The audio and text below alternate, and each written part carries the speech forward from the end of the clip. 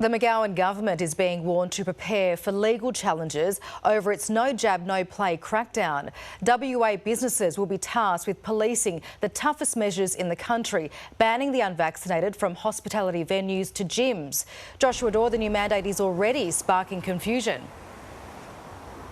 Yeah, it's an unprecedented challenge facing WA workers right across the state, Tracy, at the end of the month, needing to do their job and monitor the vaccination status of their patrons. Already there's been some pretty ugly backlash to the mandate, but it hasn't deterred even businesses not on the list from coming on board.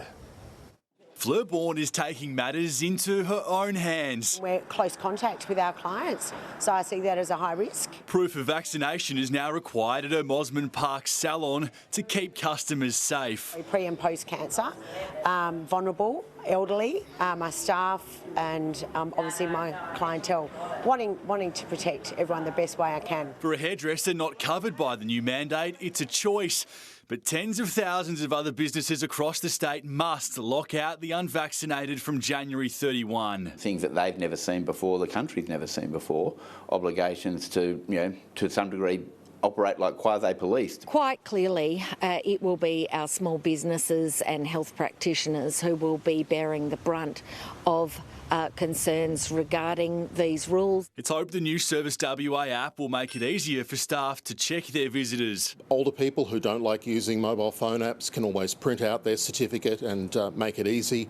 I think there's a range of ways in which this can work. But with the Premier hinting these powers will be in place for years, lawyer Stephen Brown predicts a rise in court challenges. I think as we see people put out of place and made difficulties and it starts to cost them money, people will start to look at these are unprecedented laws. So when things are done for the first time, there's always someone out there that will test it. While the unvaccinated will be allowed to get takeaway at hospitality venues, they'll be banned from making purchases at bottle shops, even in the drive-through. That's one of the issues that's been put to us, and that's something we're going to go back to government with and see if there's any sort of wiggle room, if you want to call it that.